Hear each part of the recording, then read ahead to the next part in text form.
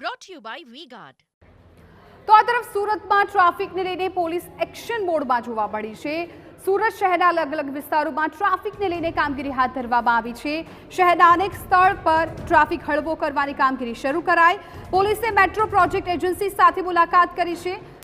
Metro પ્રોજેક્ટના કારણે સર્જાતા ટ્રાફિકને હળવો કરાશે। સુરત શહેર ટ્રાફિક ડીસીપી અમિતા વાનાણીએ નિરીક્ષણ કર્યું। ડ્રોન કેમેરાની મદદથી શહેરમાં ટ્રાફિક નિરીક્ષણ કર્યું। પ્રી મોન્સૂન કામગીરીમાં ટ્રાફિક ન નડે તે માટે કામગીરી કરાઈ।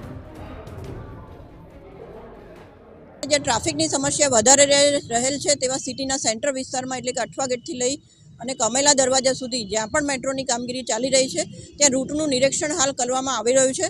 આવનારા દિવસોમાં હજી વધારે તહેવારને અનુલક્ષીને પણ ટ્રાફિક કન્જેશન થવાની શક્યતાઓ છે। તો અત્યારે જે જગ્યાએ મેટ્રોની કામગીરી લગભગ અંશતઃ પૂર્ણ થઈ ગઈ છે એવી જગ્યાએ કઈ જગ્યાએ બેરિકેડિંગ અંદરની સાઈડ કરી અને વાહન વ્યવહાર સ્મૂધ કરી શકાય તેવું એનાલિસિસ હાલ હાથ ધરવામાં આવી રહ્યું છે।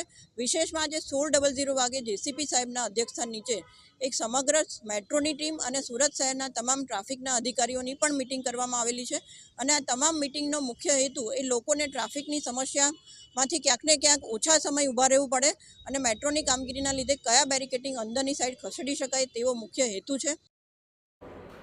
Brought to you by V-Guard.